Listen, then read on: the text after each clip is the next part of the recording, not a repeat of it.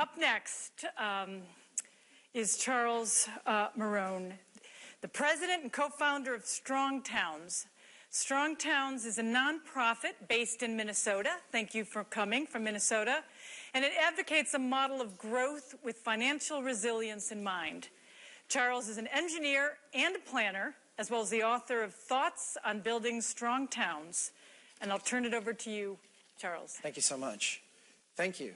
I travel around the country, meeting with cities and public officials and city council members, and I'm told we have all these needs in terms of transportation, and we just simply don't have enough money to deal with them.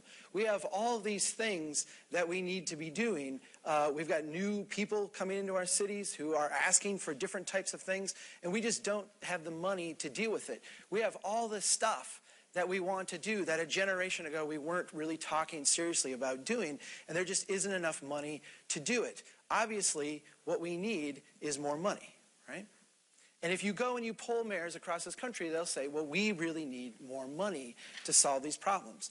The American Society of Civil Engineers, which we've heard quoted a number of times today, has right now on their website a stat that we have a $94 billion a year funding gap. When we look at the gas tax that was instituted in 1993, it currently sits at 18.4 cents a gallon.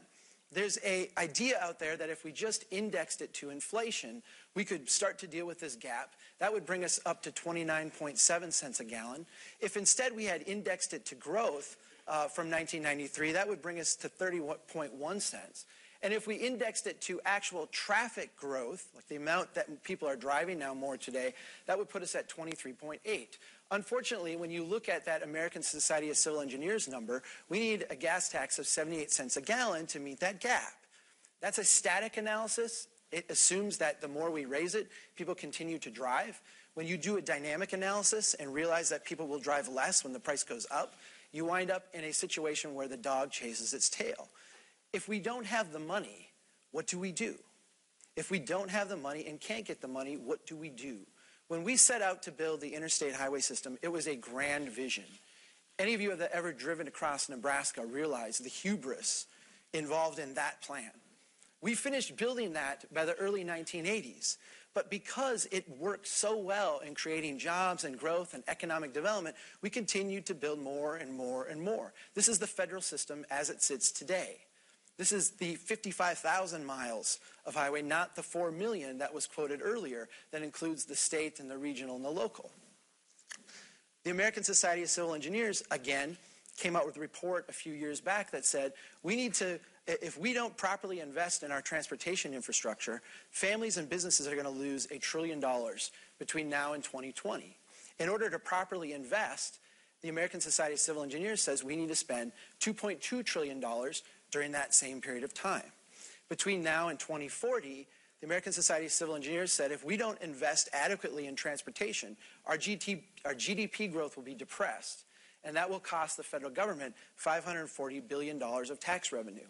In order to not have that loss, the American Society of Civil Engineers says we need to spend $6.6 trillion. These are numbers you've seen before, not presented in this way. We have built a system that is financially makes very little sense. Let me put a thought experiment out for you. In an affluent society, when we have an urgent, difficult problem, are we more likely to stop, rethink, talk about different alternatives and different solutions, or are we more likely to just simply spend our affluence to solve that problem? When we look back over the decades, it's pretty obvious the approach that this affluent society has taken. So do we need more money? Or do we actually need to start thinking differently? In the words of British physicist Ernest Rutherford, we've run out of money. It's time to start thinking.